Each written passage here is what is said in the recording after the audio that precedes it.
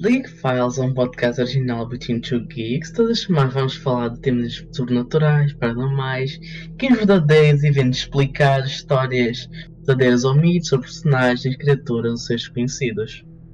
O exemplo que vamos abrir hoje é sobre Sir Charles Manson.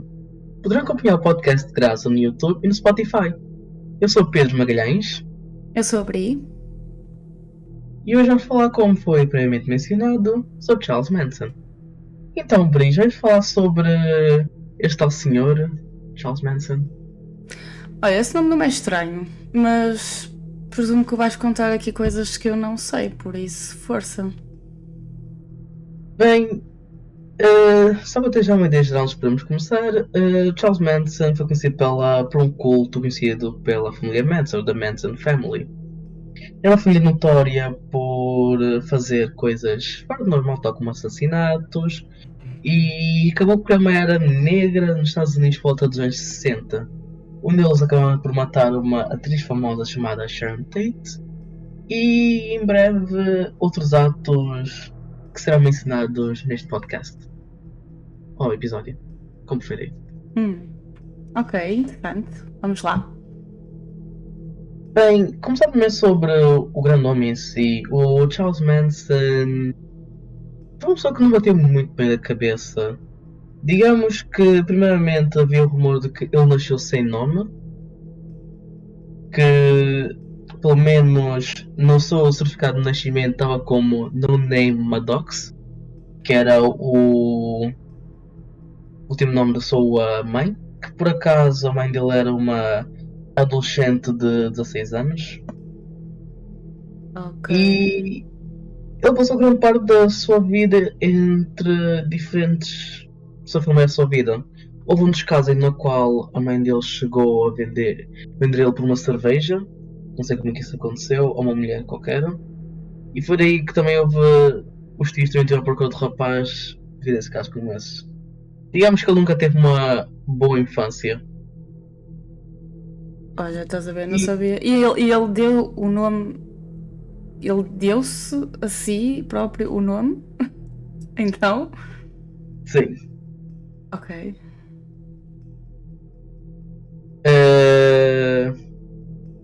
Também ele não batia muito bem na cabeça.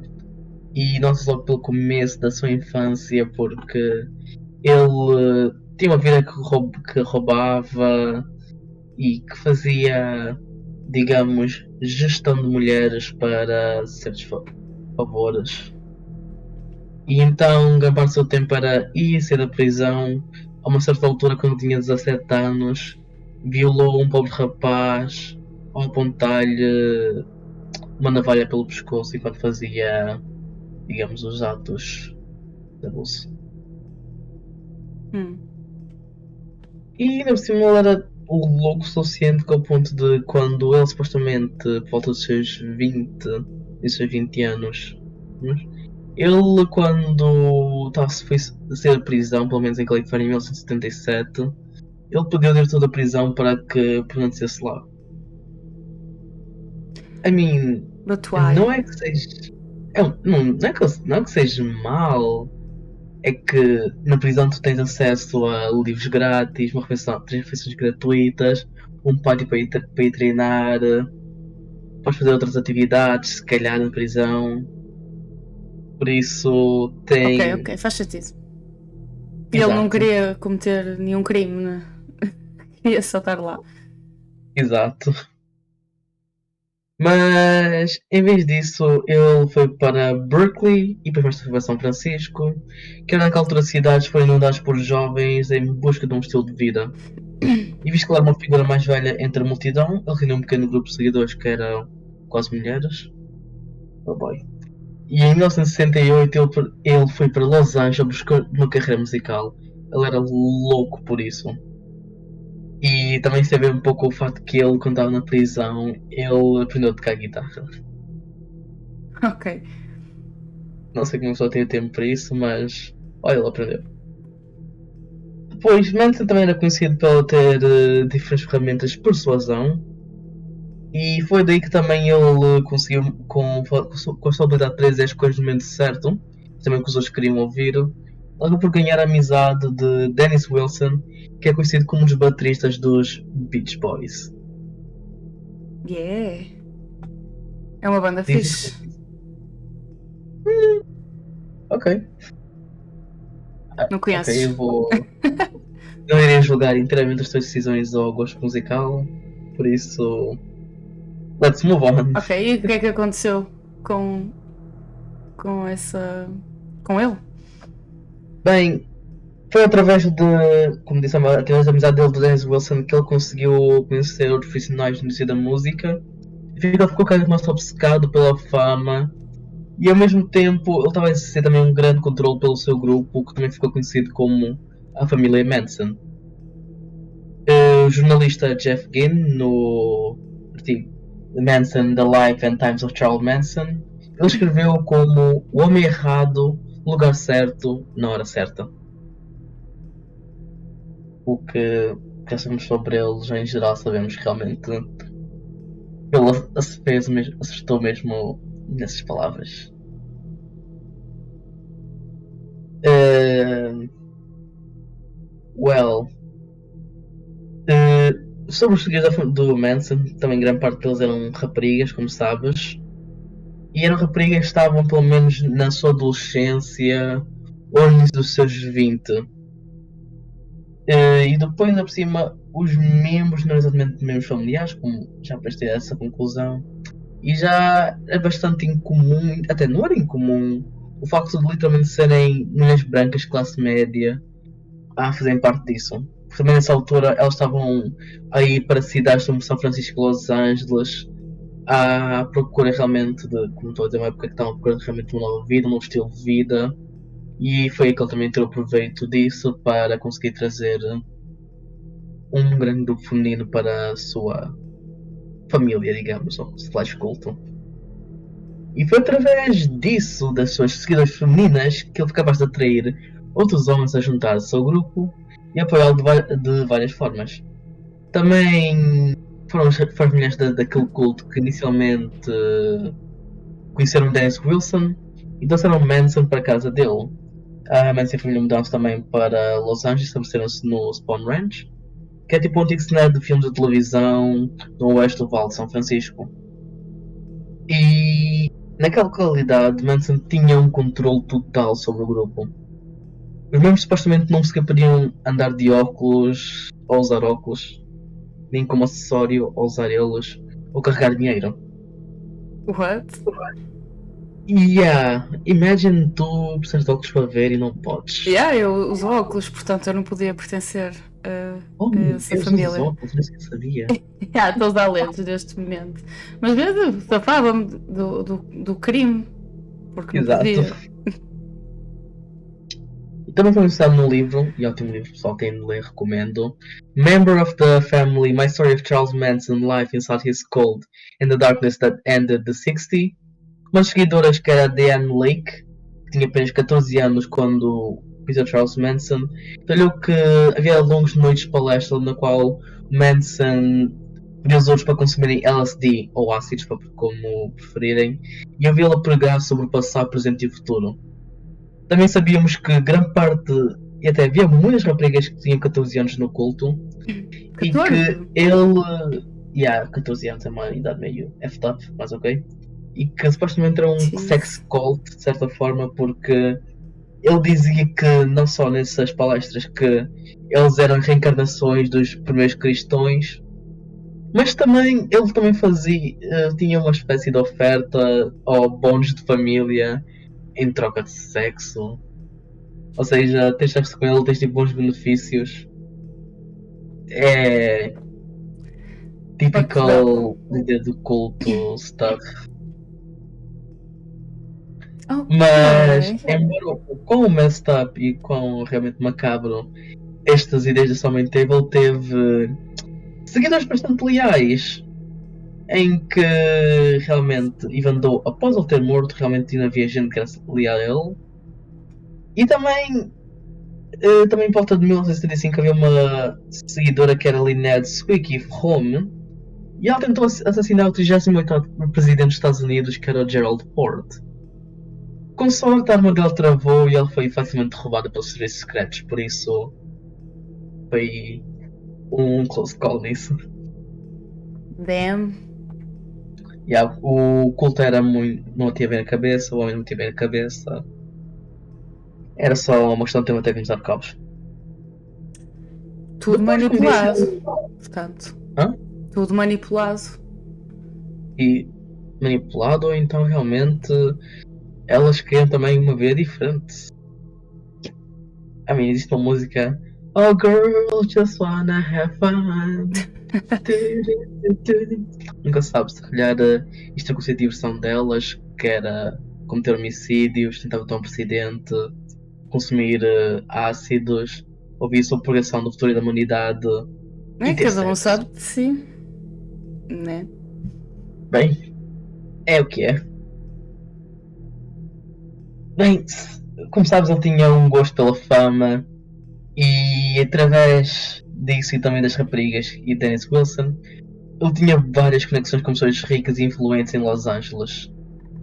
Ele até chegou a conhecer um produtor musical que era o Terry Melcher, que era filho da atriz Doris Day e namorado da modelo e atriz Candice Bergen. E em determinado momento ele também conheceu a filha da atriz Angela Lansbury, que também estava associada à família, mas não é exatamente um membro oficial, apenas só usava o cartão de crédito da mãezinha para comprar roupa e comida para a família. Ok. Eu sei, não é? Yeah. Enfim.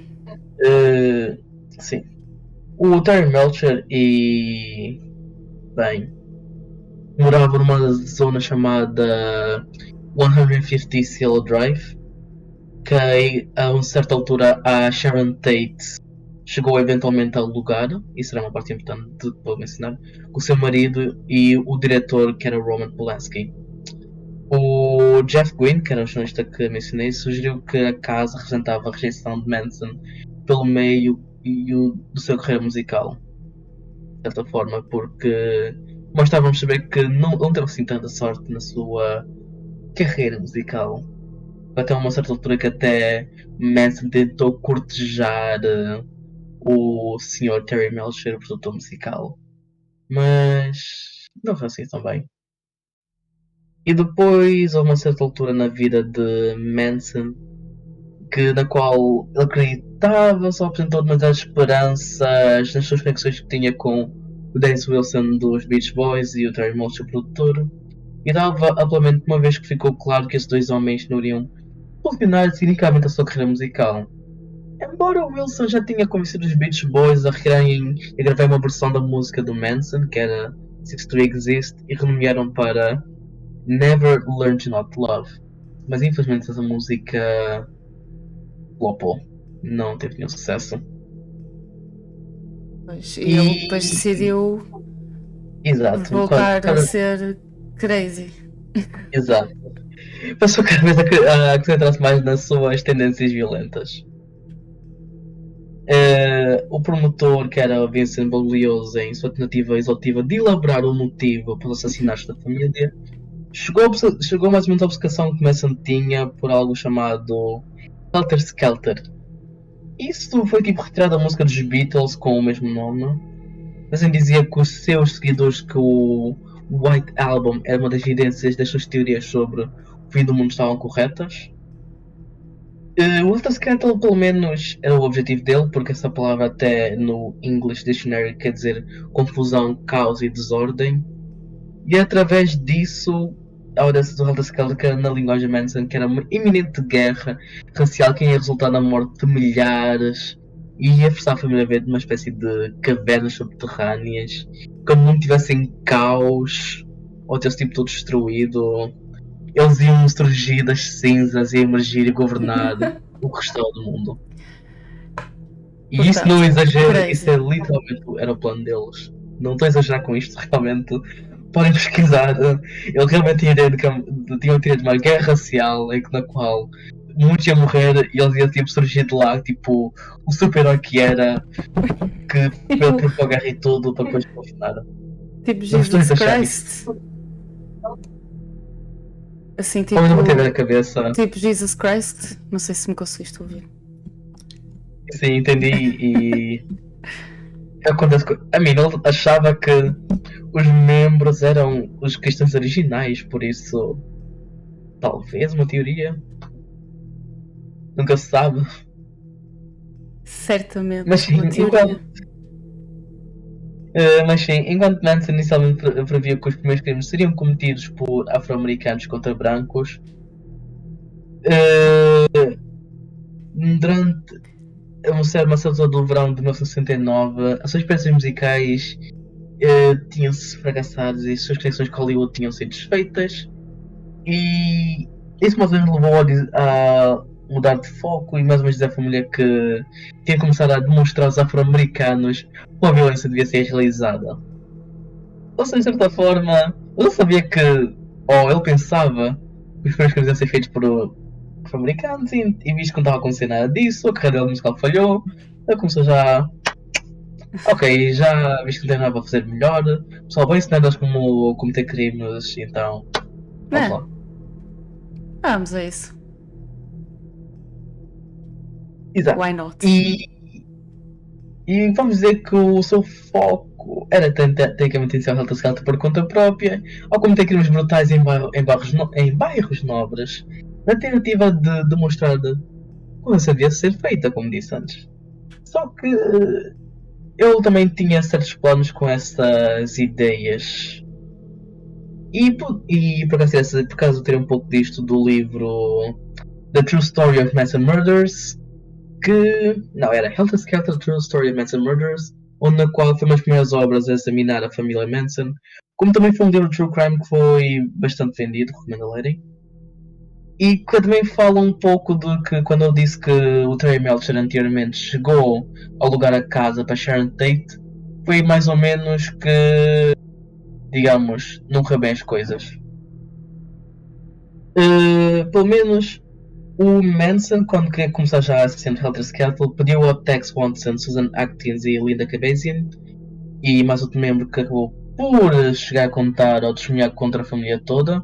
Eu sei, né? Uns contra os outros, tem a ser. Eles pediam para ir para uma certa casa que era a tal 150 Cielo Drive, que era a casa do Terry Melcher. O produtor na qual o Manson tinha um bocado de esperanças, ou seja, já estava a ver que ele já tinha mais ou menos um plano aqui para uma pequena revenge. E ao pensar que Troy Melcher estava na casa, estava na realidade ocupada pela própria one and only Sharon Tate. Por isso já tens uma ideia do que atualmente testemunhou-se ou que vai acontecer, infelizmente, aí, não é? Sim. Ela foi a vítima não planeada. E ainda por cima, Tate naquela altura estava grávida de 8 meses e ela recentemente apareceu num filme naquela altura que era Valley of the Dolls, que em 1965, sim, mais ou menos nessa altura, e também nessa altura, também ela foi considerada uma das estrelas mais promissoras de Hollywood, ou seja, ele matou o National Symbol, matou tipo a nossa Margaret Robbie, o nosso Leo DiCaprio. Eu gosto de Leo, por isso não me julguem. Me too. Okay. E ainda por cima com uma cria, né? Exato, 8 meses, está 8 meses grávida e infelizmente foi uma vítima para um. Yeah, ela sequer era o alvo, infelizmente. E acabou por, só por apenas ter estado naquela casa que foi alugada, que ela alugou com o Terry Melcher, acabou por mais ou menos morrer. Mais ou Ela só menos. estava. Yeah. De acordo, pelo menos. No Helter Skelter, não vou dizer o título todo, que foi escrito por Blue Giosi. A Sharon estava relaxada em casa com os seus amigos, um que é um cabeleireiro de habilidades que era o Jason Brigg, a herdeira do café Abigail Folger e a namorada do Folger também, que era a Biotech Frioski, e nenhum deles realmente, nenhum, tinha uma conexão tangível com Manson. Realmente, como posso dizer, volto a mencionar, foram vítimas, nem sequer foram alvos. Poor Things e Poor Souls, realmente. Yep. E ainda por cima, elas não foram as únicas vítimas, porque também o Steven Parent, que era o meio da adolescência do guarda que estava em casa, quando o incidente estava a sair da garagem, quando os assassinos chegaram, ou seja, eles repararam que estavam lá mais gente, então mataram-os também. Por That's isso foi sad. uma noite, digamos que. Caótica. Yeah. E como provavelmente já tiveste a ideia, Manson estava mais ou menos feliz que com uma missão que ele deu a essas três pessoas foi exatamente nessa residência. Então eles foram atrás de outro alvo e que infelizmente acabou por ser os La Bianca. Os La Bianca eram pelo menos uma família na qual tinha Lino La Bianca, que era executivo de negócios de supermercado, e também a sua esposa, que era Rosemary. Pelo menos eles viviam na área de Los Feliz, em Los Angeles, e o Lino era totalmente desconhecido pela família, nem sequer tinha nenhuma conexão. Alguns dos membros aparentemente tinham estado numa festa de uma vizinhança com eles. E também segundo o livro do Bob Hughes e Walter Scattle, não vou estar a mencionar esse nome comprido, os Lambeca foram escolhidos só realmente de forma aleatória, após várias horas a conduzir num bairro luxuoso de Los Angeles. Também mais ou menos eles iam matar pessoas de bairros nobres, mas infelizmente os Lambianca foram as vítimas dessa random pick por Charles Manson. E realmente, como podes ver, essa série de assassinatos, atentados ao presidente, ele acabou por ter um grande impacto, pelo menos nos anos 60. Porque pelo menos a natureza brutal dos assassinatos cometidos pela família, também somado ao facto de que algumas das vítimas eram celebridades, tocou com medo dos medos mais profundos dos americanos. Porque a ideia de que nem sequer podes estar seguro na tua própria casa, e por exemplo, a ideia de que até mesmo raparigas de 14 anos podem fazer parte de um culto e cometer assassinatos, realmente não era assim das melhores coisas. E por cima não só assassinatos, mas também crimes indizíveis. E além disso, também os assassinatos também consolidaram a ideia que na cultura popular naquela altura, com o movimento Free Love, não era livre de alguma forma, e esse sentimento foi mais, até foi muito bem explorado por acaso num dos livros que é chamado Creepy Crawling. Creepy Crawling, Charles Manson and the Many Lives of America's Most Infamous Family, que é de Jeffrey Melnick, que é professor de estudos americanos na Universidade de Massachusetts, Boston. E nesse livro, Melnick também examina o impacto cultural ao longo prazo da família Manson. E em The White Album, um ensaio que aparece na coleção homónica e nomeada após os álbuns dos Beatles, John Didion utiliza os assassinatos para argumentar que os anos 60 haviam efetivamente terminado e que supostamente a paranoia estava concretizada. E eu tiro disso também para dizer que realmente os impactos cometidos por ele, não só o facto de ele fez várias coisas, mas de momento o que realmente marcava muito sobre os atos cometidos por ele é o facto de literalmente matar uma celebridade muito conhecida, um dos grupos tentar matar o presidente dos Estados Unidos, ou o facto de literalmente membros de uma sociedade mais nobre de Los Angeles ou São Francisco não estavam seguros. Sim, Realmente, devia ser um ambiente assim um bocado de medo. sim. Mas de tudo é que nem sequer o facto de que literalmente Manson nunca chegou a matar ninguém na sua vida. Foram sempre só os membros do culto dele. Lá está, claro, ele manipulava toda a gente. E que isso é impressionante, porque como é que uma pessoa consegue realmente manipular tantas pessoas, mais de 100 membros até que eram raparigas nesse culto, ao fazerem coisas como essas, ou contribuem com coisas como essas. É realmente It's creepy. creepy, scary, e o facto de literalmente foi tipo nos anos 60. Também, Ok, também não era. Não tínhamos internet, esse tipo de coisas, por isso a curiosidade podia se calhar levar ao melhor das pessoas. But still, realmente era uma época Pensa, negra. bastava ele oferecer as drogas, né? E naquela altura era uma novidade. Se calhar alguns foram por aí. Exato, e realmente não só o facto que ele literalmente tinha uma profissão, uma premonição que ia resultar numa guerra racial para depois mais tarde ele surgir das cinzas e controlar o mundo é bastante assustadora.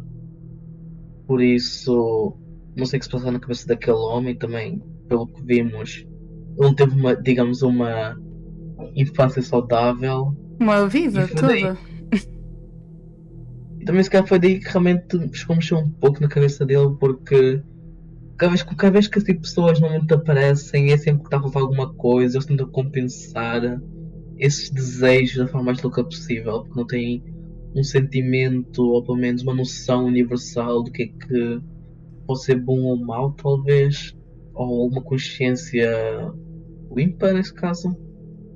E penso então que as ações deles são justificadas ou podem fazer o que quiserem, e dessa forma acaba por acontecer esses casos. Mas, well, E como é que ele foi apanhado? Presumo que tenha sido apanhado. uh, digamos que acabou por. A família chegou a ser conhecida pelos assassinatos, a polícia chegou a prender ele. Ele supostamente ia passar por uma sentença de morte, só que naquela altura o Estado de Califórnia revocou isso e então ele passou uma life sentence. E em 2017 ele morreu. Na prisão. Felizmente sim. Ok. Mas também eu gostava que ele morresse por alguém, por isso. Não sei se foi morto por um prisioneiro ou se foi morto. Velhice, mas também isso era dos anos 60, por isso até os 2040, mais uns 2017, digamos que. Ok, Só faltava 53. ele conseguir manipular toda a gente na prisão. Imagina, Isso estava toda outra eu estava a história. sair o Big Boss de lá. Ok. Seria. Se por acaso é ok, isso pode ser mesmo a dizer, mas era uma imagem que eu gostaria de ver em que literalmente ele está tipo a gerir todos os homens de lá, como se fosse tipo o Big Boss. E como Exato. se tipo um trono feito de homens, ele está tipo lá sentado como se fossem os.